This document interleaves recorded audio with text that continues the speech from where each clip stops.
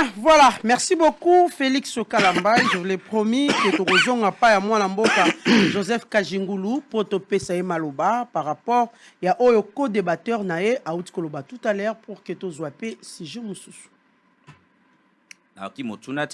Na lobby boye o ko zongisa Malouba par rapport à oyo Muzaka Embe ayanoli soki ya koloba ali o ali o lobby soki ali te peut-être si j'ai mon sous moi l'amboka. Oui, batubele bakolanda biso, nous sommes les responsables. Netingane na matiboye mon cadet me suit. Ana kombo père nangai na micho so la démission. Peut-être maître Mozala ninga malamute.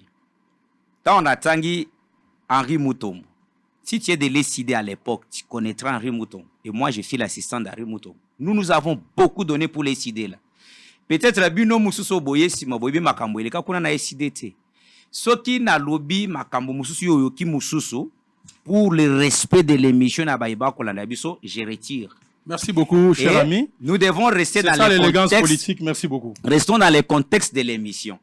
Posez votre question, madame. Soki le Blessaki, mon confrère, je retire et on continue avec l'émission. Merci beaucoup. Maman, merci beaucoup. C'est moi qui ai demandé. Il faut naïbsayer merci. Je pense que consensus au Lukayango. Chacun de nous a qu'on reconnaître que place soit bête, et que je fais la même chose. C'est-à-dire que Mboke Kenango Liboso. Merci beaucoup, mon frère. Vous êtes encore à féliciter. Merci. Nous avons lendo imakasi. Moi l'amboka Joseph, tolingi to tuna motuna balobi inyo sacré na minto ekobeta maboko. Inyo sacré eko sepela. Moi mbilinga mbilingo ekoti wana c'est vrai. Moi l'amboka Muzaka Embe aluki moi ko maquiller aluki moi ko bongisa eloko yango ke te moto ina bloc te maika kana lamuka mais non sacré balobi yenda azali vrai bénéficiaire. Yanine. Il y a division, il y a lamuka. Maman. Et senge total na miso tolo bana bo solo. Tu ali na mboko ya biso toyebi lamuka utaka wapi. Tant que tu constitué la mouka na Genève, tu as bateau bazaki zinga ya mesa pour que tu sala la mouka. On avait les leaders au bazan ancrage national, je peux dire nationaux parce que zaki baike na baye au ba leader mususu au baninga ba pesaki maboko entre autres les Martin Fayulu au akendaka na badnani Matungulu et les Mbusa Nyam. Ce sont des leaders districts régionaux communaux. Mais dans Katia Lamuka, on avait, je peux dire, 4 grands ténors. En premier lieu, Félix Tshisekedi, suivi de Jean-Pierre Mbemba Ngombo, suivi de Moïse Katumbi, et en 4e lieu, Vital Kamerhe.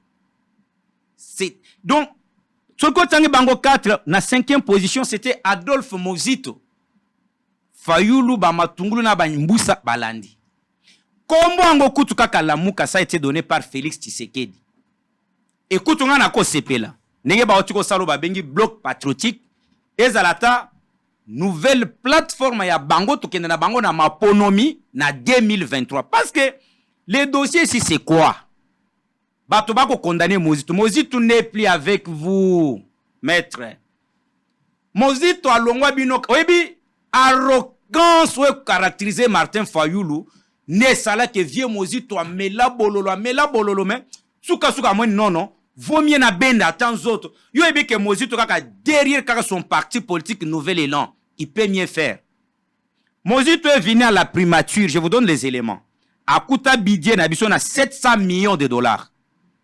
Pendant 4 ans que Mozito a présidé la primature à memango de 700 millions à 4 milliards. Mais Matata Mpogno a salapé 4 ans na primature. A kuta Mozito a tikele 4 milliards. Yé na 4 ans na yé a tikakaka 4 milliards. Sauf ba université Tongama na ba Kindu na ba makamo mususu. C'est pour dire que si le plan gestionnel, beaucoup comparé Mozito te na Fayulu na ba Matata na ba Tomosusu. Mais Joseph Mikolo na union sacrée malobei kitoko pona muziki. Et puis na koloba boy. Non, ya les pomotier.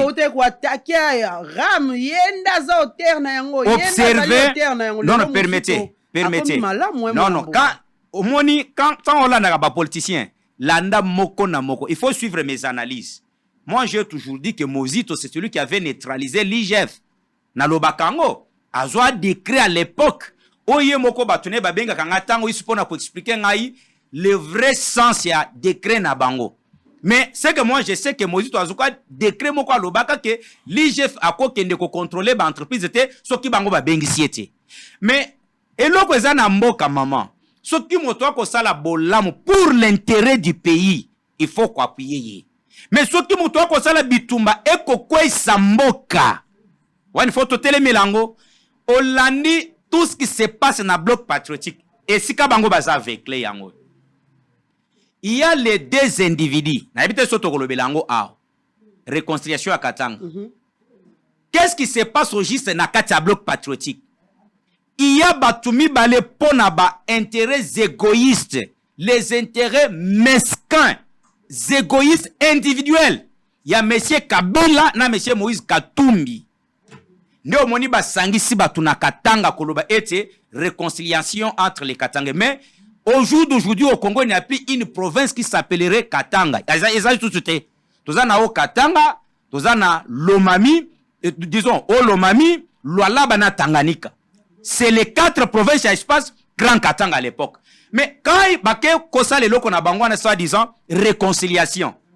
Posons-nous la question, est-ce que entre peuples toko tata na bituka na kati ya Grand Katanga yoso yoki etuka pakala na songolo na Katanga bako bunda iyalite neti ndakisa na kopesa wao tala na Kasa Oriental okoyoka bena shimba na bena kapuya bako sa nini bako bunda omoni esika wana bakonzi bako kita bazui bato akapuya na bato ashimba bafanisi bango basel nini bazongisi bato na bomoko.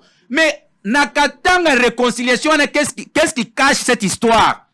Il y a beaucoup de tani à batumi balé bayotongana. Mais pourquoi ça fait peur? Il y a les Kabila. Pourquoi cette réconciliation fait peur? Et pour ça les pères, moi je vous dis, le deux madame, Katumbi et Joseph sur Kabila. le plan politique, et qu'on cache ma kambouébélé. Et pour l'avenir à moi, et qu'on bangi sa union sacrée. Et qu'on bangi sa union sacrée, parce que la preuve, Kabila 2006, il était ensemble avec Moïse. Bâti à plate coupure par Jean-Pierre Membangomo. Moi qui vous parle, j'étais dans les comités interprovinciaux et espace Grand Kassai. Au Basaka campagne Jean-Pierre Memba. Vous comprenez? Et nous, to taka bango 100% l'espace, tout l'espace Grand Kassai. J'ai même les éléments. C'est pour vous dire que Katumina Kabila na 2006 to beta bango. Attention bazongani lelo. 2011, ils étaient encore ensemble. Nabato Banso, Tshisekedi a beta bango. La preuve, tant que en 2018 à Wao. Kabila avait tout dans ses mains. Mais vous avez vu les résultats de Félix Tshisekedi. Mais pourquoi? Quand bien même aujourd'hui, la cité permettait, permettait la rebondir sa Alors, en 2018, on a beta qui? Pourquoi l'Union sacrée Bolinko accepter réconciliation entre Nakoyekosu Kisango, comme on a que, toza contre réconciliation pour les individus, mais toza contre et lokoyo. Ça dérange. 2018. Ça dérange. Non, ça ne dérange à rien. Parce que eko chanja kamboka te, mais je vais te donner les raisons au komona ke et ali kamapona mboka. Et si nous étions à l'époque à Mobutu, je ne pense pas qu'on pouvait le permettre basala bilokwan. Et je vais te donner les raisons. Vous avez peur de la carte, tu sais que 2018 pour s'il y aurait élection 2023.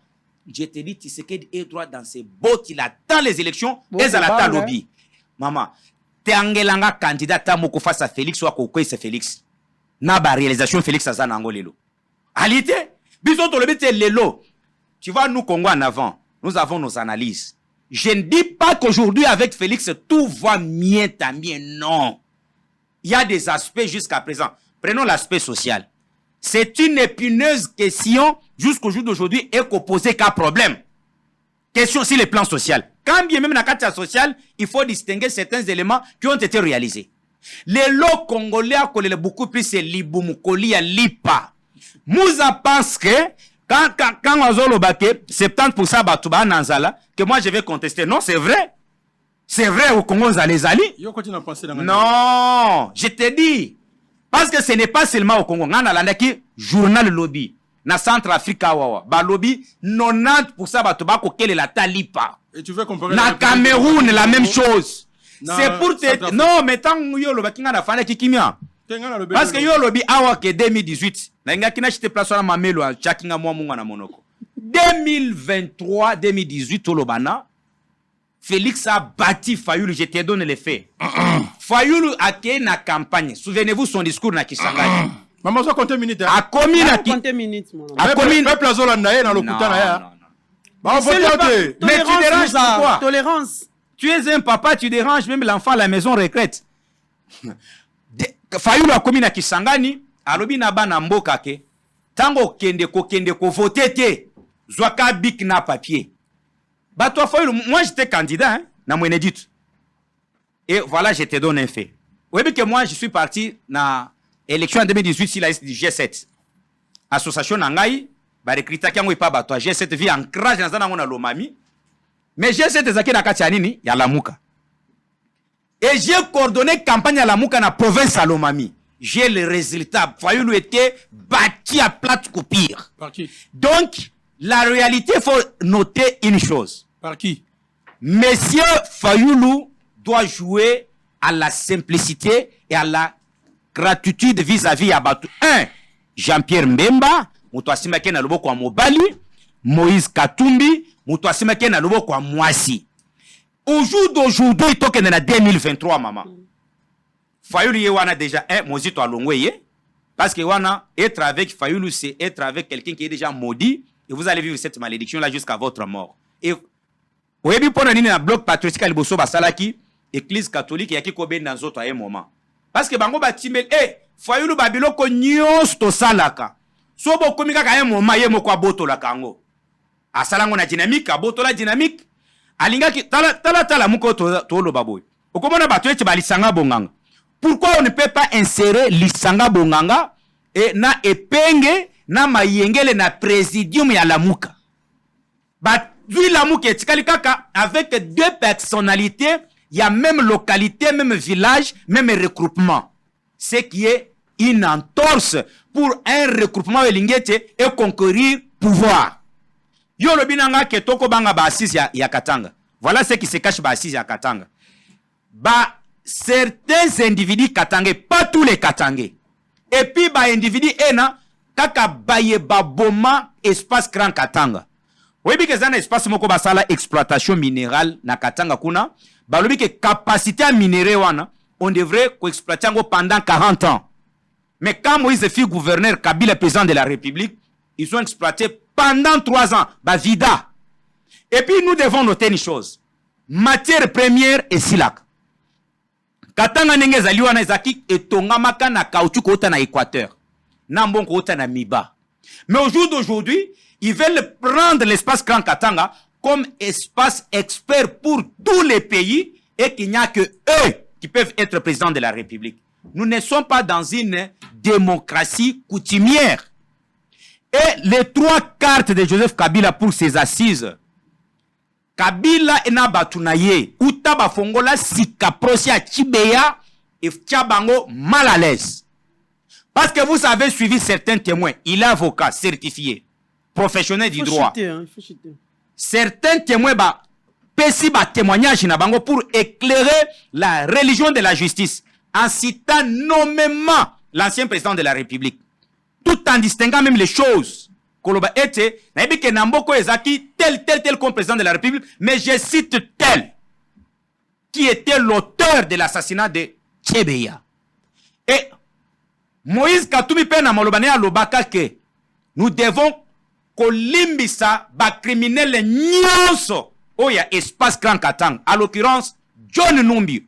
Selon Moïse, on ne peut pas les poursuivre. Ba Gédéon Kyungwana. Donc, il y a l'unité dans le mal, mais pas tous les Katangais sérieux. C'est surtout les individus qui sont venus pour les intérêts égoïstes. 1. Bajeramboka pendant 18 ans. Allez-y, zinga ya Kolwezi wana. La population vous souffre un décret que vous n'avez pas l'idée. Mais eux se sont fait des fortunes. Cite-moi au jour d'aujourd'hui, beaucoup de tani wana, tango basangani, et créer usine pour na Bakatangais. Et créer une situation sociale pour les Katangais. Mais c'est seulement pour que Bango Mokona, comme Kabila 3 cartes. Carte n'a liboso ali ete, so makambo simbeli ye, Matata Mponyo Aleka comme président de la République. Là, il va se retrouver être sécurisé. Par exemple, que si peut-être la loi peut le poursuivre pour certaines infractions, si Matata est président de la République, bah, Kolande la Kayeti. Population doit retenir. Deuxième carte naïe, Moïse Katumbi, non, Maman Olive Lembe. Kabila lui moko alobaka na discours naïe que non, il est temps qu'une femme peut aussi gérer la République. Ce qui n'est pas mauvais, mais pour lui, cette femme-là, c'est Maman Olive Lembe. Ce qui peut Maman Olive Lembe aleki, tokoza à peine ba société ba égal et belé. Ouais, que la mana misole utana ke saleta. Parce que bango c'est l'impunité. Bango c'est l'immoralité politique et gestionnelle. Troisième carte naïe, c'est Moïse Katumbi Tchapwe. Parce que c'est lui-là au pouvoir. Que Kabila lui-même avait traité hier du traître.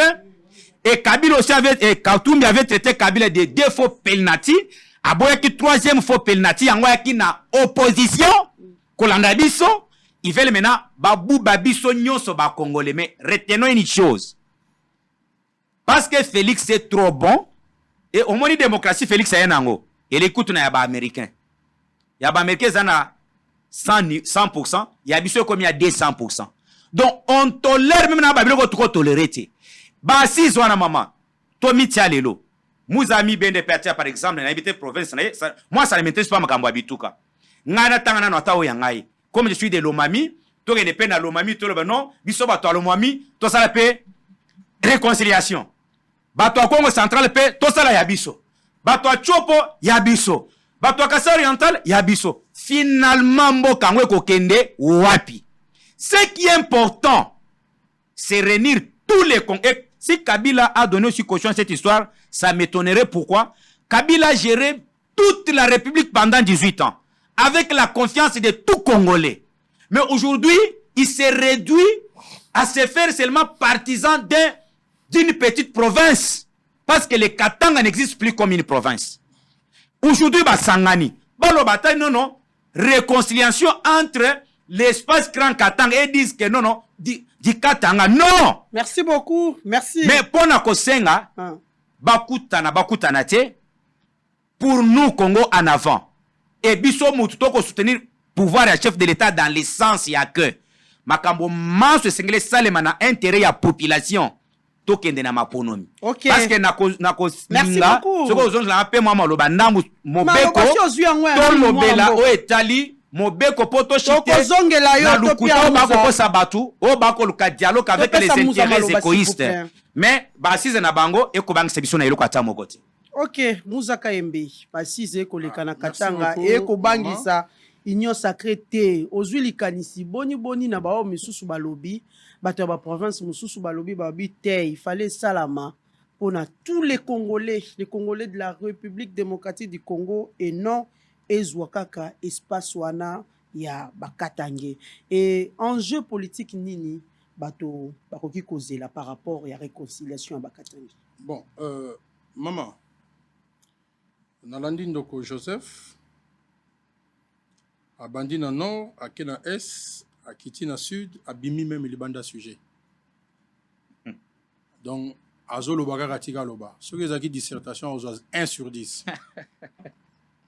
Et je ne sais pas si bato balandi ba yoki penza makambo alobi makambo pêle-mêle soki ndeko Kabila oyo chaque fois bandeko union sacrée bazo se justifier azali na mabe ba osani ba okanga eti ba azani po bakanga ye. Il y a un secrétaire général de l'UDPS qui l'a dit, qui l'a demandé. Qu'est-ce qu'on attend? Pour bakangaye, parce que le mal, c'est celui-là, Kabila. Mais bazana ba député, Oyo Bazui, il y a Kabila, il n'y a pas de mal. La passation civilisée du pouvoir, ce n'est pas un mal. Tout ce qu'ils ont fait dans le cadre FCC Cash, il n'y a pas de mal. Non. Toko Saba Congolais. Ce qui les Kamboza Mabe et Zamabe. Nous avons décrié un pouvoir au Jiraki Malamouté. Nous avons décrié un pouvoir au Ekmemaki Biso na atrocité et belé. Lelo, ce qui tolamusi Kapangala. Na bandeko mususo batika biso na etumbao tozaki nango. Maïna Misoko Kitabango. Ils vont se demander pourquoi ils se sont battus pour la République. Mais parce que Makambo Yobisoto Bundelaki, ils ont copie-collé. Peut-être une dose Moussousou Yakala. Tout ce qu'on a connu, et à la parlement, c'est dit jamais vu dans le régime, même dans le temps où on respectait les textes. Nos amis de l'Union sacrée ne respectent rien. Bah respecter Amibeko, ils se comporter comme de véritables concurrents. C'est très grave. Bon. Martin Fayoulou, Mboussa Nyamwisi, Matungulu, une fois de plus, bien qu'il a retiré, Ayebi pe bato yangote. Ayeka na place à la télévision, au Monique Mboussa Nyamwisi aza motopamba, oyekaka na plateau à la télévision, au Monique professeur Matungulu a motopamba. Ça c'est toi qui l'as dit, monsieur. Oye na télévision, Monique Martin Fayoulou aza motopamba. Na lobeli capacité na bango ya popularité. Ils sont des leaders districaux. C'est ce que j'ai dit. Pas leaders nationaux. Au cause de Fayoulou comparé à Katundi na capacité à population. C'est ce que j'ai dit. Mais il a fallu qu'on aide. Écrivez s'il vous plaît, comme ça vous allez répondre. Dans la sécurité, les lois, au moins nous très calme. Bon, donc Fayoulou, Mboussa Nyamwisi, Matungulu, baza bato pamba. Bato ya Malonga, eza mwana mboka Félix Tshisekedi, Jean-Pierre Bemba, Kamere, na Mozito. Mboka ya na sonité. Moko eza na sonité. Yango moni tozo bunda ata rapport mapingi ya pamba e bimandenge na bitumba mwana mboka Dr Mukwege azana yango. Poto yeba nani azali nani. Nani o complota pona mboka oyo. Nani o ya sala makambo mabe pona mboka oyo. Soki toko sala révolution, réconciliation, vérité et aux amalamu. Soki pe toko kene na nzela ya bazuzu et aux amalamu. Ah batu bazo ya sala spectacle ya kokumisa kaka mwana mboka Tshisekedi. Union sacrée. Mais union sacrée za kombo e witi na nzela ya moyibi. Ya koyiba bato. Ezala na assemblée, ezala place union so basa ezaka moyibi ya koyiba bato. Wana problème ezate. Mais tolingi koloba ke intégrité ya bato nyonso ezala sur le plan moral, intellectuel, motona mutazana likambo na yo asala ka tant qu'individu, mais je pense que sur le plan de la République ba pesa o bakoki ko pesa. Motona mutazana degré na ye ya ba erreur na ye tokoki ko minimiser bango te to sala ba comparaison mususu ko za la pongi na liwa. Ngai par exemple nakoki ko comparer président na ngai Martin Fayoulou na nani. Comparaison na osala soki na kena ba critère na omona keza pongi na liwa. Na osala peut-être na sentiment, mais ce sont des gens au lelo bazo défendre mboka valablement, c'est le plus important. Alors on a moni de quoi koti na lisolo ya réconciliation. Ça a très mal placé pour le Bamakambo ya réconciliation ya Bakatangue. Maintenant on lance quand même un mot. Dans l'andai mona mboka Chilombo, kala mingi ta wuti ko kende na forum mo rezalaki na Katanga entre les Baluba et les Katangue. Maintenant éviter ce qui a za au courant ya makambo wana. Parce que c'est très bien yakoya na plateau à télévision, non les Katangais exagèrent, ba Katangais ba yebake mboka na bango tongoma na dans un passé récent, mon mboka Chilombo a wuti Katanga. Po atala ndenge nini boyoka nye ko kokota entre bandeko ya Kasai bazaro ki manzala na bandeko oyo ya Katanga. Mabe nango eza wapi? Pona ye. Wana mabe zate ezaka ka malamu. Mais soki bato oyo ba vandi esika moko ba moni peut-être nungu eza na makambo ya bango. Parce que bango bato balinga kite makambo wana ezala bongo. Bato babengisi bango bazali ba episkopo. Balobi to moni bino bozali na mwa mbilinga boya to meka ko solola. Mabe nango ko kozala wapi? Ye mutako yeba. Soki mwana mboka Chilombo akei oyo ya balu bana bakatange problème ezate. Mais bato bango moko bato banga ya bango bato bazobanga répercussion politique hein. Moyibi alingaka bayiba ete l'union sacrée asali moyibi mingi na mboka akobanga ke bakoyiba ye. Ebima na aspect social yango na yebisi yo. L'union sacrée ayibi peuple mingi azoko banga ke bakoyiba ye na ndenge bango bayebani. Mais ngai comme Clément Mouza nazali ko analyser pona nini bato yo balobi ke bakende ko solola. bango mo balobi ke lisolo yango etali makambo ya politique te. Kuna batu ya IDPS bazali. Kuna batu ya Union Sacrée bazali. Kuna batu ya FCC bazali. Mais tango bango ba monani, ba père spirituel na bango ba bengeli bango. Bo pesa bango chance ba bongisa makambo ekoka ekozala ya bango. Initiative ya malamu. Pour na ngai initiative na cadre ya espace Katangé na koki ko reprocher en pour le moment. Na koki ko reprocher en côté. Loko les ali boyokani oyo ya bango. Lelo okotambola na bamboka na biso komona mboka oyo na mboko bayokana rate. Okota la territoire na territoire oyo babundaka. Mais soki bato ba monike ba koki ko vanda. Lelo bitumbezo bundama na Ukraine na Russie. Na ebisio ke bitumba no matokita. Et aussi la bato ba vande sika moko basololi. O matokita. Ata guerre ezaki ya Iran Irak. Et si la bato ba vandi na mesa. C'est très important. Donc ndeko azana ba raison na ye o azali ko bangela mais apesi lisusu prophétie na ye. Ote basa ko luka candidat boye, basa non, la constitution est claire. Constitution et république. Et puis si parti n'a pas décidé, n'ingisa repona candidat président de la République. Nouvelle élan à kopona candidat na président de la République. Il est payé de parti na soit Monica opposa à kopona candidat président de la République à kopona yango. Parti politique union césar na droit na mibe konenge esengi ya kopona ba candidat na y compris aussi candidat président de la République. En quoi ça gêne? En quoi ça doit gêner parti moko boye pona te? Biso tota batu ya jale lote. Mobutu sese ko kokungwendu wazabanga te. Soki bango ba monike bango ba kokokate et que ba kopesa makantina bango na candidat songolo. Et ça problème na bango. Mais vous ne pouvez pas empêcher batu na cadre exercice normal il y a parti politique que basa la calcul boye mais maman Olive ce n'est pas une congolaise. Fayulu ce n'est pas un congolais. Moussitou c'est pas un congolais. Tshisekedi n'est pas un congolais. Kamere n'est pas un congolais. Ils sont tous même Ngaï. Ceux qui n'ont moniqué, na koki ko déposé, na ba condition, oh yolo comme ça là. Est-ce que ça doit, il faut créer psychose pour na makambo modèle wana? J'ai dit non. Voilà pourquoi j'ai dit à l'ami, oh yolo zoloba, eza butuna moi pa ya population. Ceux qui le loto élection, na ebiso que mon mboka, Tshisekedi a reçu 10%. Tu rêves. Parce que, azana bilanté. Azana eloko oya malonga asale li peuple te. Banda ya ezako swana na ko swana, banda ya ezako bunda na ko bunda, banda ya ezaka ba palissade, banda ya ata projet moko maman na ebiso sala investigation. Oyo bisengai mobeko moko outi na parlement oyo ya na ndenge ya social ya population na peska exemple parce que ye ayena ndeko na ye mama kulutu na ye ayena bato ye muta social. O pesa ngate exemple moko congolais ayebi yango te. Congolais azali na pasi. Pe pasi wade witi na nzela ya pouvoir oyo et witi na braquage électoral. Metolobi boye. Le pays nous appartient. Mboko eza ya batu mususu te. Eza ya biso ba congolais. Na ba yebatangi classe, na ba yebatangi classe te. Na ba yebaye kokoma, na ba yebaye kokoma te. Parce que tant que le kaka wa lokola toyebi français tozo balolango na lingala, tokoloba makambu ebele. La muka ya batu ya bandundu.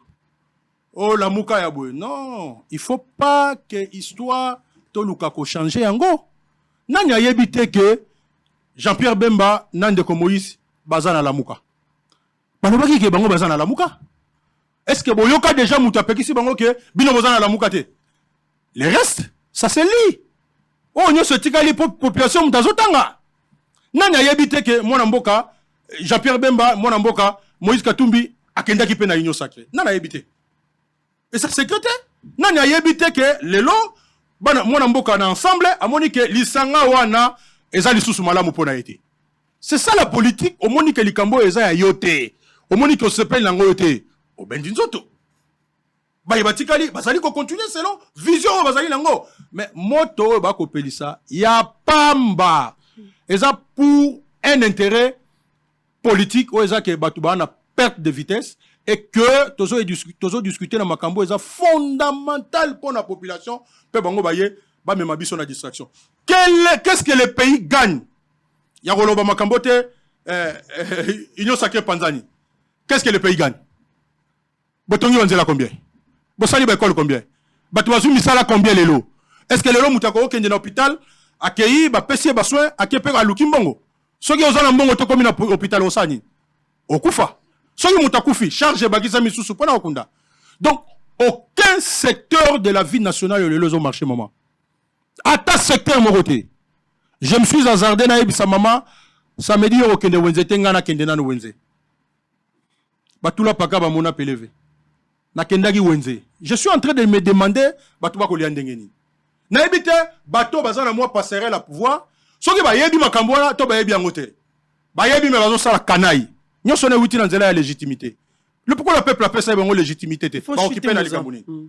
Donc je vous dis aujourd'hui, il n'y a aucun secteur de la vie qui ne marche.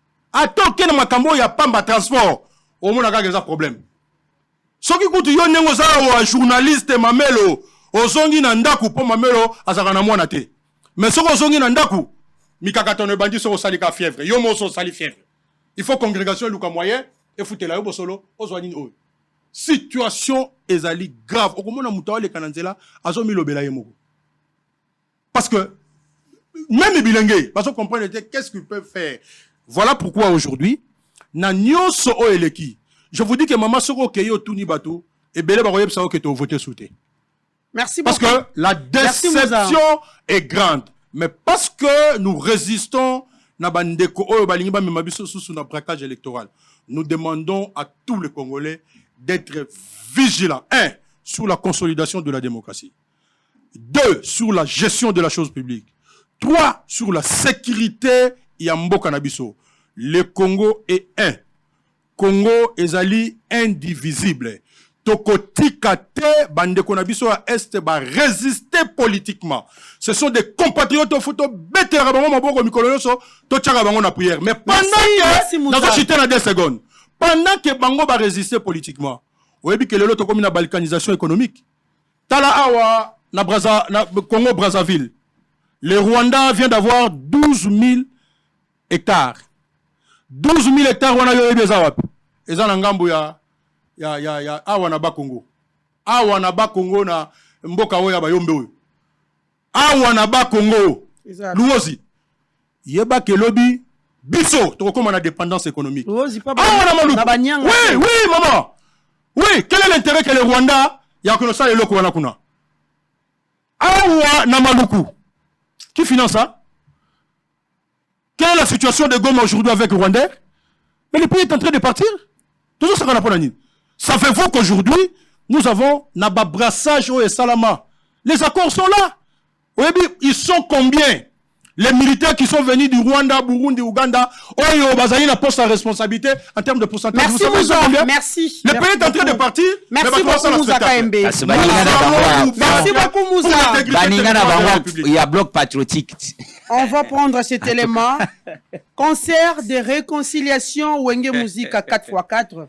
Africell au stade de Martyrs. C'est le 30 juin prochain sous le signe de l'unité des Congolais.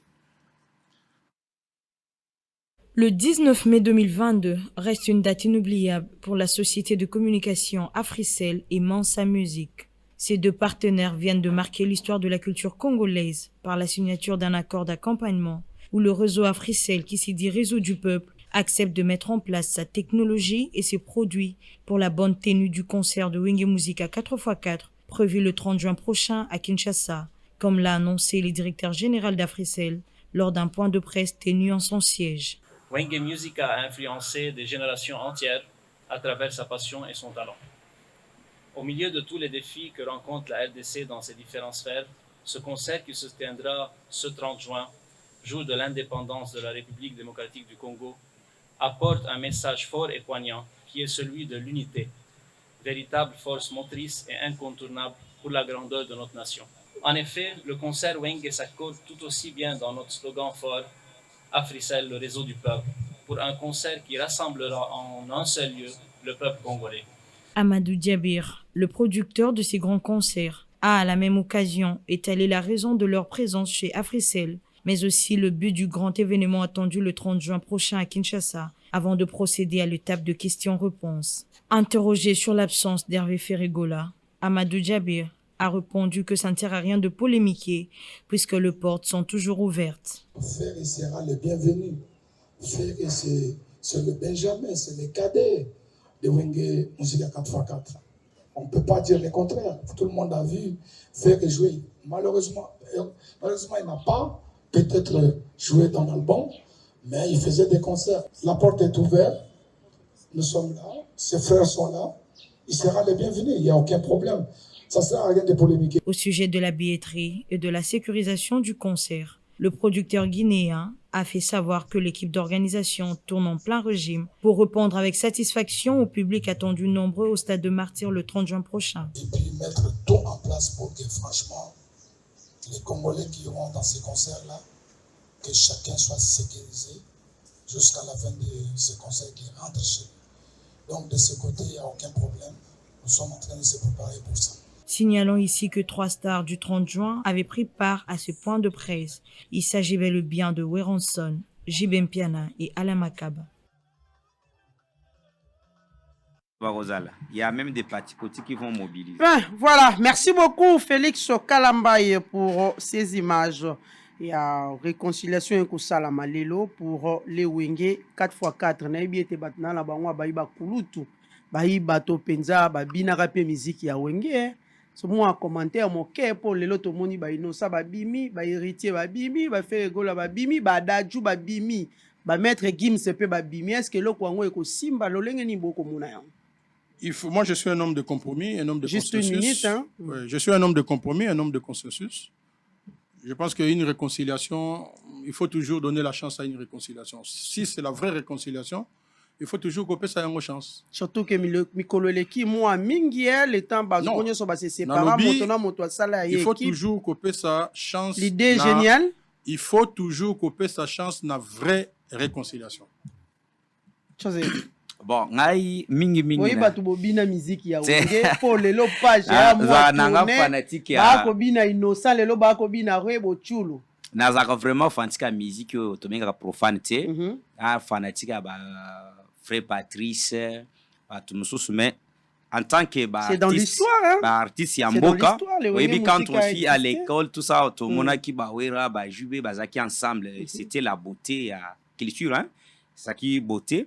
Moi, j'encourage ceux qui sangana, bato basipera na musique wana mingi bakuta na kune belé pour na c'est ça toujours intérêt en mboka. So bato bakutani basangani mabezate. Voilà, merci beaucoup. Toke pa ina yo mwana mboka Joseph Kajingulu lolenge mokote bato basangani na katanga mabe yitete likambo yi. Mais si les plans social bande comme je vous prends notre sujet, on a déjà parlé de ça, on prend notre sujet. Biso banso to ebi ete na mokolo ya lundi congrès kozala convoqué na kati ya Assemblée nationale to komona ba deux chambres nyonso réunis o to komona pe pona désignation ya juge na kati ya cour constitutionnelle ba bazala ki liboso basi balongwa ki na nzela ya tirage au sort biso banso to yebi Dieudonné Kalouba plutôt Kalouba c'est ça oui Kalouba Dieudonné Kalouba na ndeko na bazala ki kuna Prince Funga bango bazlongwa ki officiellement na cour constitutionnelle a ici ya tirage au sort pe lelo to moni ndeko mosusu soit Kotinano, wana azali na intérim, mwana mboka Wasenda, azali président intérim confirmé depuis na mokolo eleka ki ya misato ya mercredi. Mwana mboka maloba epai na yo, boni okomona procédure. Est-ce qu'il y a li respecté toté pour lundi déjà et kozala officiel? Oui, Mamelo, merci beaucoup. C'est une question très cruciale. Et sengeli bana mboka bala nanga malamu parce que yali moko ya mituna oye kotinda bande kumuza lelo basenga dialogue so tali na kokwe na yetango alobaki awa alobaki composition à cour constitutionnelle mais ba congolais senge ba retenir une chose cour constitutionnelle ezakana ba juge 9 mwambe na mwambe wana ba utaka na bisika misato première catégorie utaka na présidence de la république président yemoko anomaka 3 juges misato bautaka au sein du conseil supérieur de la magistrature ba pesaka misato bautaka na parlement réuni en concret ndenge bako kende boye nde place wa pipe misato basaka nini bautaka mais quand on établit ce concret ba otiko convoquer il y a li pote misato batiko bimana oto bengi tirage so mbese alors to ba ke babimisa kimi bale Kalouba na o mususu mais moko ami kufelaki na ye pe à son âme nde esika wapi conseil supérieur okomone ke na processus tozo sala conseil supérieur akopesa moko te tozaka bosenga na bato mibale po ba compléter conseil supérieur akonome ya ye moko présidence akotinda na wakouta na parlement eloko ya mabe ali te mamelo et ko respecter Mobeko mais cour constitutionnelle baninga tolanda na malamu pour nini batu bako senga ete tokende kofanda na dialogue pour que to constituer bureau ya cour constitutionnelle yali na sens te bayebisa biso à part mécanisme juridique on a oti kopesa mécanisme juridique lisusu nini oyo toko salela pour constituer les bureaux là. Vous aviez vu même dossier ya Matata Mponyo, la cour constitutionnelle s'est déclarée incompétente, ce qui est une entorse, un problème. Et pourtant l'article 63 de la constitution lobby, la cour constitutionnelle est la juridiction pénale du président de la République et du premier ministre. Et tant que lobby bongo, bato ba yebi droit mabe, bakoloba ke non, c'est seulement quand ils sont en fonction. Non! Droit ezali kaka principe nenge ba pesi principe te. La loi, le professeur Lukombe nous disait nous, lorsqu'il nous enseignait les droits des sociétés, il nous disait, les droits ne logent pas seulement dans les principes. Les droits logent dans les exceptions, dans les feelings. Parce que les principes, tout le monde est censé maîtriser les principes. Par exemple, tant bako lobete, nul n'est censé ignorer la loi. C'est un principe général du droit. Mais l'exception, je donne un exemple. Ba promulguer Mobeko na Kisasa lelo. Mobeko ango ekobanda ko s'exécuter 30 jours après. Soki 30 jours et salemi, mutoza na mboka moko mosika. Alandi RTC pote ba promulguer. Est-ce qu'akwebe ke Mobeko aske oti kobima? C'est ça l'ignorance. Maintenant l'exception voudrait que un bon juriste ameka ko parvenir message à travers Bakian et place Nyon Sobali pour pas l'informer de ce qui vient de se passer comme la nouvelle disposition. Donc Mayeko Salemalelo, c'est la droiture, c'est l'une des sources du droit qu'on appelle l'équité. L'équité, c'est le bon sens. Un autre problème. Nos amis de la Mouka vous disent et Sengel Tofanda parce que nde base à dialogue bango bazoluk. Tofanda pour recomposer bureau ya Seni. Maman, qu'on se pose la question. Le bureau de la CENI, c'est le reflet de la majorité au sein du Parlement. Bureau Zomonawana. À part le président Waoutakana, disons, la société civile. Baonyo Subatikali, premier vice-président, deuxième vice-président, rapporteur, questeur adjoint, bango tous sept. Bako uta na poids politique na kati assemblée nationale. Mais baninga bakoloba na bino non. Bakoko ce peuple non esengeli to fanda na bango to solola po te to kabola bituka na kati ya Seni non esale makabongo ti ata na tango a Kabila tango monaki que les gens se souviennent à l'époque tant to kende MLC sengaka ba changer mutune na kati ya bureau a Seni ba changer la MLC facilement mais tango IDP sa mekaki ko senga ba changer les kalamba sui kalamba wana ba changer ki yete. Pourquoi? Parce que ce sont des enjeux mokoboye comme batwa PPD bazo qui déjà kalamba comment qui déjà mutuna bango baboyela ki depes bosenga wana. C'est pour dire composition nenge ko sale malelo yali normal au moni que basali ba convoquer concret wana sur base ya demande ya président de la République. Pourquoi lingeto sala bongo? Parce que le chef de l'État il est droit dans ses bottes na oteki koloba wawa poto kende maponomi parce que la Cour constitutionnelle c'est l'un des organes très importants dans le processus électoral. Donc, on a que la CENI appelle sa kabiano tobenga le résultat provisoire. C'est celle qui certifie, qui donne le résultat définitif, c'est la Cour constitutionnelle. Yango comme on ata Mobeko toboyi kolobela pote tango ya lili susute. Yango monaki ba groupe ya G13. Baloba ki ete pona mbala oyo. Olie fayulu akenda kalisunenga kenda kiwana Koluka, ko contester résultat à Tshisekedi sans le preuve. Ba pesi siko Seni motindo kembala oy yo muto ko organiser maponomi. Nde sengelo kende na cour constitutionnelle avec tous les PV. Ce qui muto ko contester résultat la kisi ba PV nyonso parce que mama biso tokendaki maponomi muza yebi surtout biso mutu tokendaka na ba province yali na ba biro mususu kokuta mutu aponami bien sûr mais atikala kotia témoin na ye kuna te mais mutu asungaka biso banso na ba vrai PV yali seni yango moni mbalo na mobeko ba responsabiliser ye. La Cour constitutionnelle doit être complète. Pourquoi? Parce qu'à part seulement makambo maponomi. Vous savez que Cour constitutionnelle ane sengela sambisa mokonzi amoko soka sali mbeba lelo. Cour constitutionnelle sengeli asambisa premier ministre soka sali mbeba lelo. Profil nini kasi boko senga profil ni boko senga. Non, profil biso Congo en avant. Nous prenons la neutralité, la moralité. Pour nous, la personne d'abord avant azala mutu aza très expérimenté à la matière. Parce que Cour wana basinga kaka ba juriste te. Okomona ndambu kuna batu mususu bazao basali ata science politique bazana kati mususu basali ata voir même l'économie si je ne m'abuse pas dans le sens que ba domaine nyonso sensible à vie nationale mais la majorité ce sont ba yebasala droit. Mais elonga na kosenga ya nini? Bapona moto poche ali membre à parti moko boyetie. Bapone la biso mutoyo soki aza na kati quand tu deviens juge à la Cour constitutionnelle, ozali susu muto aka esiko utite.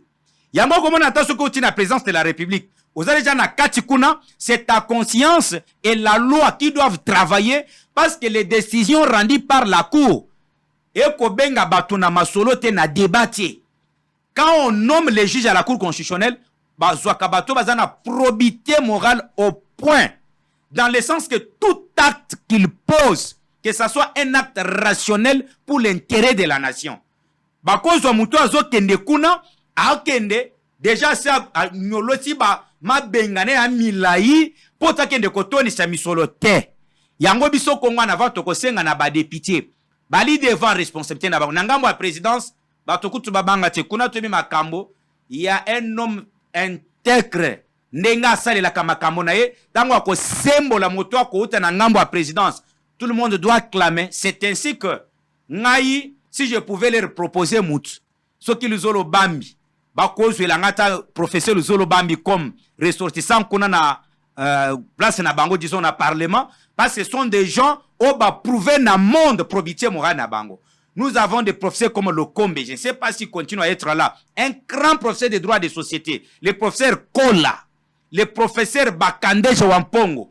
Donc les gens qui ont une expérience terrible à la matière. Vous avez l'Indjoli, vous avez l'autre malheureusement au Tuko Leka, premier vice-président, il y a bureau, c'est Mbata. Ataba Kabange, nous, il y a des professeurs na Inikin Kuna, au Kotala Mutuna probité morale, parce qu'on a besoin des gens au Bakoya Kosungamboka. Merci beaucoup. Nous n'avons pas l'intérêt ici. Conclure. Quand nous constituons les grandes institutions comme la Cour constitutionnelle, Tokendaka na sentimate. Toko sale loko moko, c'est pour les, parce que Cour constitutionnelle et kosala pona intérêt à motote. Et que ça la litomba. Et surtout que Félix Tshisekedi ne se mixe jamais dans la décision en justice. Un autre avantage majeur. Au moni dossier à Vital Kamerhe pour chiter, que Félix Akosal, même ceux qui sont en train de dire, oh, bah, procès à 100 jours, c'est une procédure normale. Vital a été condamné. À quel deuxième, ce qu'on appelle la deuxième décret, à quelle cour de cassation. La cour de cassation a fait son rôle normal, a cassé jugement, a si devant une autre cour d'appel qui doit rejuger les dossiers. C'est normal parce qu'en instruisant les dossiers, on peut découvrir les nouveaux éléments qui peuvent éclairer davantage la religion du juge et de la justice. Le problème ici, c'est quoi? Les gens sont contre les personnalités qui peuvent aider ces pays. Nous pouvons citer les noms des gens. Si vous prenez seulement Vital Kamerhe et certains individus qui animent certaines institutions aujourd'hui, il n'y a pas match en matière de gestion. Alors, essayez de fiaka, quand il y a le principe, tout le principe, s'il y a aussi l'exception, tout l'exception, tout ça, ne pas que vous en opposition. L'opposition, c'est dire comme Marie Le Pen l'a dit en France, que je ne peux pas dire n'importe quoi si la personne dit président de la République. Parce qu'elle est symbole en moque. Mais cela n'exclut pas que vous ne pouvez pas critiquer le président de la République. Vous comprenez? Mais chez nous, opposition, surtout que ici, statut qui n'existe pas dans nos lois, la résistance, qui est un statut diabolique, dont ils peuvent dire tout, même là il y a A, ils disent B. Donc au Senga Bandekwana ba député, bah ça la bon choix. Ok. Parce qu'ils sont devant leurs responsabilités. Na bandeko pe ya conseil supérieur de la magistrature, ba yeba kezana ba deux juges. Oyo ba bimisaka pe ba audio awa mende tango azaka na FCC. Tango alobaki non ba deux juges wana soki ba kwei, bobike ba sa batu na biso to landela patati patata. Non, ba to a conseil supérieur, ba tala pe probité morale. Nani boko pe sa biso. Voilà. Parce que o aza ministre magistrat lelo, aza pe ancienne magistrate hein. Vous comprenez? Nous voulons que tant beaucoup tinda mutoyo akoya pour aider cette juridiction à avancer Joseph a très bien interprété Jingoulou. pour nous. N'a cité pour là, je On m'excuse. peut citer combien de fois? Pour ce qui concerne le dossier Bukangalonzo, nous voulons que la nouvelle composition fasse la meilleure interprétation de la disposition de l'article 163 et 153. Voilà, merci Il faut beaucoup. qu'il fasse une bonne interprétation. Parce que Mata tamponne, soit pour ne pas citer les gens, les anciens premiers ministres ne peuvent pas rester dans les pays sans avoir un statut pénal. Non. Même en France, Sarkozy venait d'être condamné. Comment un premier ministre dans notre pays Là, vous n'a ouvrez pas encore un un autre statut sujet. pénal? C'est grave. Ok, merci beaucoup. Moussa Kaembe, est-ce que l'opposition va prendre part na journée ya lundi na kati ya congrès? Opposition en kokota. Moussa Kaembe oyipe moto ya mibeko. Profil nini oko souhaité pour na juge oyo akouta na nzela ya parlement? Bon, nangina yebisa wana que procédure il y a désignation il y a ba juge. C'est une procédure normale. Nandenge il y a situation où ezali normale. Mais tous en situation où ezali normalité. Ndenge bakotia, ndenge bakolongola et ko subir kaka les mêmes sorts. Omoni na logique, na auto benga syllogisme, ce qui ba prémisse eza déjà mabe. Yeba ke tina moko ezate na conclusion. Biso to yebisaka bato toujours que tout ce que nous disons, quand on vérifie et on suit, ba mona ke makambo to lo bakezande yango na vérité. Les juges de la Cour constitutionnelle ont été Bachaki Bango en violation de la Constitution. Nyon soro bazo kendeza na ngoka continuité. Formés à la bien et à la bienté. Les prémices sont déjà fausses.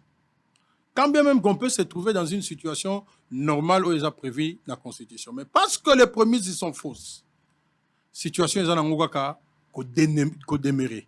C'est-à-dire que la Cour constitutionnelle où ils sont en place, c'est en violation de la Constitution. Donc, tout ça, le langage s'il faut interpréter les textes. Ça se passe de cette façon-là. Alors, le président est parti. Non, ce président-là est parti. Nenge kaka kotaki. Nenga kotaki nenge pa kendaki. Donc, ils ont un local cicatrice zawana. Ndeko a se poumoner trop, non, to tcha sentimenté, non. Nous n'avons pas, tout ça, un problème avec l'individualité.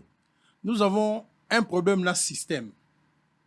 Le système qui veut à tout prix qu'on triche dans l'élection, le système qui veut à tout prix à utiliser la Cour pour comme voie, il y a protection, bah valiser tricherie. Je vous donne un exemple. Nous sommes allés aux élections en 2018. Il y a eu un braquage électoral. Population azaki na résultat msous. La CENI azaki na résultat msous. La Cour constitutionnelle avait un autre résultat. Donc, les juges, basala ba sentiment na bango. Soki otangi bare ya cour. Mais qui ne l'a pas dit? Ils sont en opposition, ils sont en résistance, ils sont en majorité. Qui a applaudi le juge? Personne. Ils ont fait la honte. Tout simplement parce qu'ils n'ont pas dit les droits. Parce qu'il y a bien que arrêt à cour constitutionnelle, ezali oyo tolobaka eko s'opposer na mutu nyonso. C'est-à-dire que yango yo zate olobaka yote oyote yango wana ndeko tikala. Et tant constitution zoloba wana ezali barré o ezali juste. O respecter loi. Aujourd'hui les gens sont députés mais ils n'avaient que 270 voix. Mais abimi nango 11 000 na cour constitutionnelle. Vous avez suivi le discours où il y a Ndeko Tshisekedi, le discours où il y a Martin Fayou, le discours où il y a Moïse, le discours où il y a Jean-Pierre Bemba, tous les leaders que vous connaissez. Mais les juges ont fait la honte de la République. Est-ce qu'il y a un problème, il y a un juge? nous avons vu des éminents juristes, magistrats des carrières. Oh, ça veut dire que soupçonner, même pas. Mais parce qu'ils étaient dans un système, il fallait fabriquer les résultats.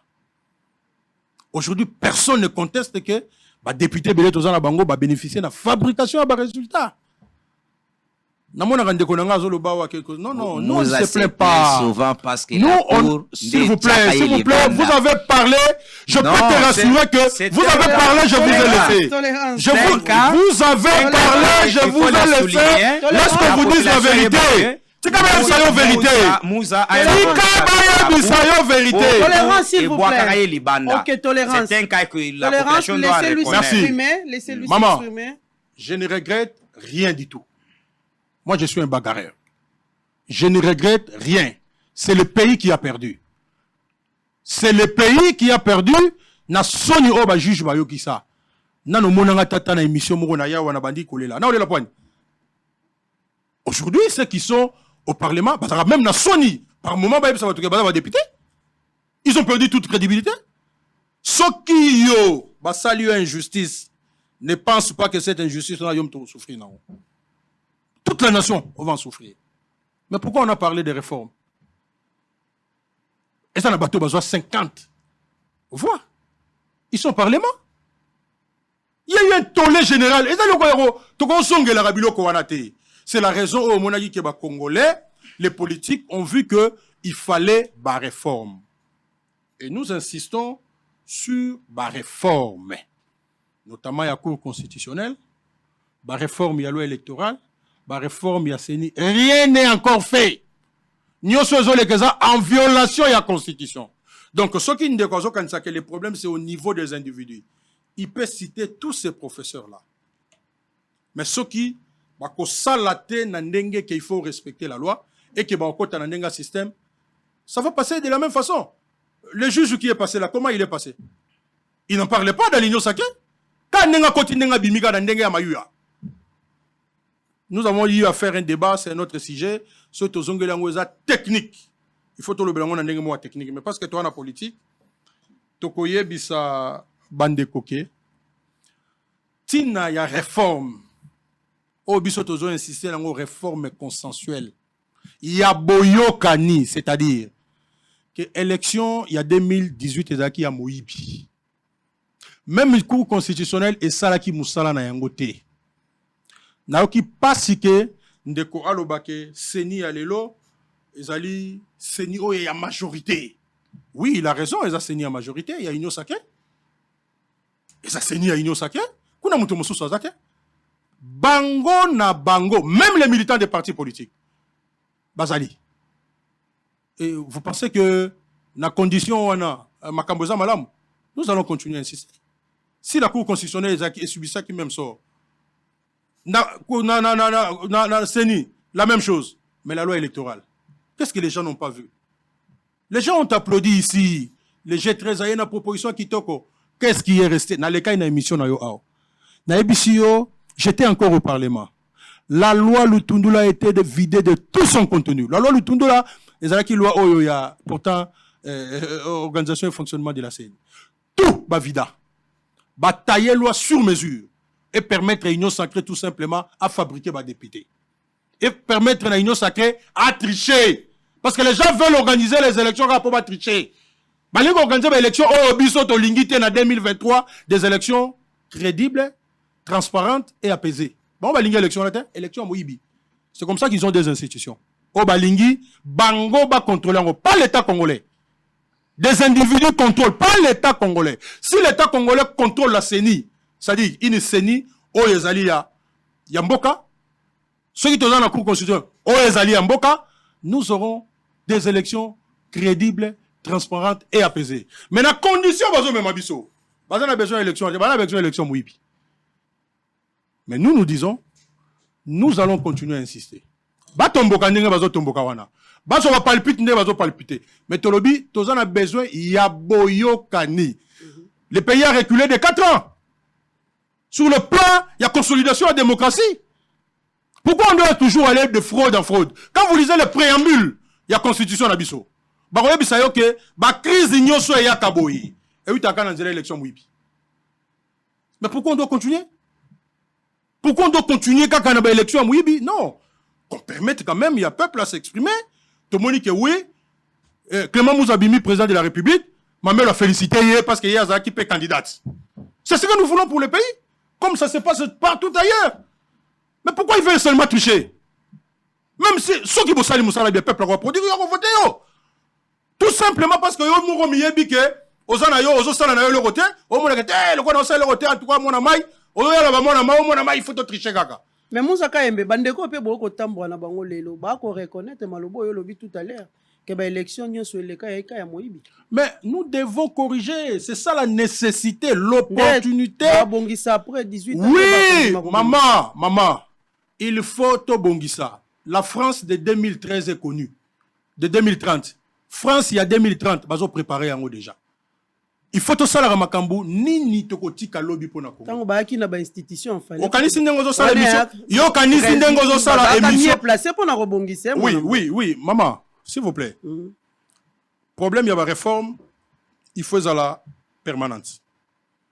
La réforme il faut la permanente et des réformes essentielles. Mais où? Tous on a besoin il y a perdre tant à bisoter. Parce que les lots oyo quand vous prenez la feuille de route de la CENI, la question est à yo. Mais vérifiez, vous allez voir, même taux et exécution, il y a feuille de route en combien. C'est nul. Ça prouve que les gens ont dépensé ailleurs. Au mois d'avril, il respecter qui m'a non, mais je te dis que ça a été reporté. Mais que même Yango. Même Yango. Maman.